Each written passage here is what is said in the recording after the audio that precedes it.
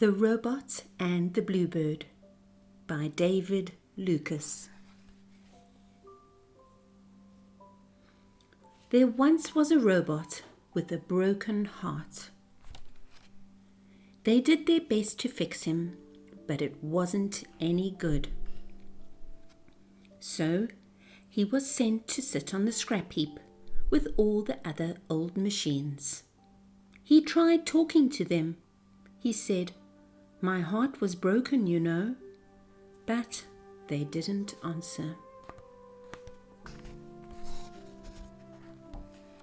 So he lay down and looked up at the sky. He lay there through the long, dark nights and the empty days. He lay there rusting in the autumn rain. He lay there when the first snows of winter fell. And there one day was a bluebird, fighting against the freezing wind. She landed on his shoulder. "What are you doing here, little bird?" he asked. "I'm flying south," she said weakly, "south where the sun shines. But I'm so cold and tired I can go no farther." "I'm sure you don't want to stay here," said the robot. "I'm rubbish." But the bluebird just shivered and said nothing. "There's a space where my heart used to be," the robot said gently. "You can sleep there if you like."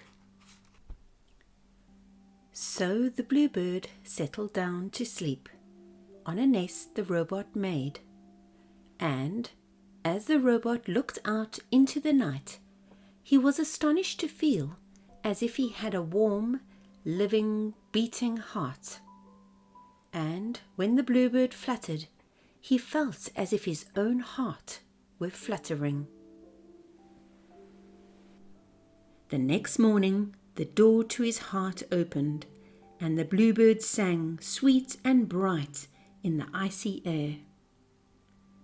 "My old heart only ever said tick-tock," said the robot, "but now my heart is singing."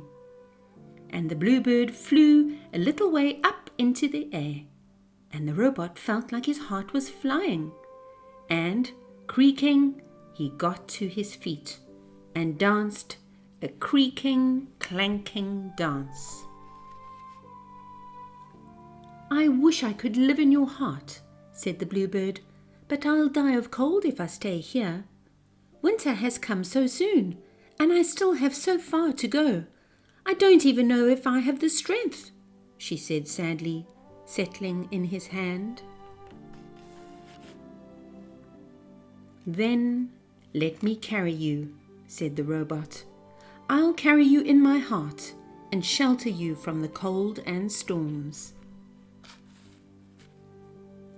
And so he carried her in his heart across frozen wastes, over towering mountains, through blizzards and fog, though now he was deathly tired, and his joints groaned with every step. And when at last the sun shone, he opened the door to his heart, and out flew the bluebird, singing and twittering thank yous. The robot lifted his arms toward her, but he couldn't take another step. His strength had failed at last. "Make your home in my heart," he said in the faintest whisper, and he hung his head. And the bluebird lived in his heart always, and the robot stands there still, his arms outstretched like an old hollow tree, home every year to singing birds.